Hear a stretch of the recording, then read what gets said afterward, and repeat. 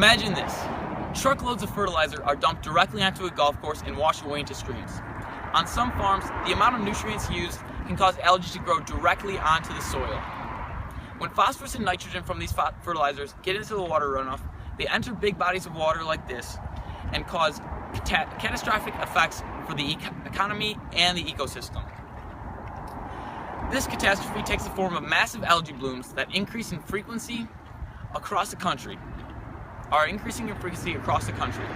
Since the mid-90s, algae blooms in Lake Erie have been increasingly toxic and increasingly big, devastating the nation's largest charter fishing boat industry, the commercial fishing industry, and tourism. It also has a direct impact on the general public. In 2014, a bacteria created by algae caused the drinking water supply for 500,000 people in Toledo, Ohio to be contaminated. A state of emergency was declared and the National Guard had to be called in. What is being done to prevent this from happening again? The Ohio government has made this one of their top priorities, yet it's taken months and months for a bill to be passed regulating fertilizer use. The bill was signed in early April and will not go into effect until early July, past the spring planting season when it would have a real effect.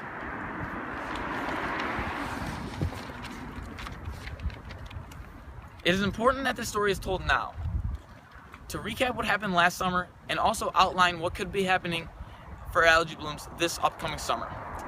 In my article, you will hear voices from the U.S. Congress about legislation called the Drinking Water Protection Act, which is currently in the works and would prevent drinking water catastrophes like that happened in Toledo, Ohio, by increasing testing and also increase testing around the country so that this thing doesn't happen in places like the Everglades, where the drinking water supply is threatened by toxic algae blooms that could impact 8 million people. Also in my article, you will hear from farmers and fishermen, the Ohio Farm Association of Fishermen in South Florida, both sides of the issue so you get a full picture. The problem of algae blooms is a story that needs to be told. I believe I am the right person to do it. Through my environmental journalism class, I've learned to examine both sides of the story, capture an interesting scene, and explain the science behind the issue clearly and directly. My story will take the form of an article and have the potential to have maps and timelines, infographics that would show the extent of algae blooms across the country and predict what could be happening in the future. Businesses and ecosystems are changing. Will they survive?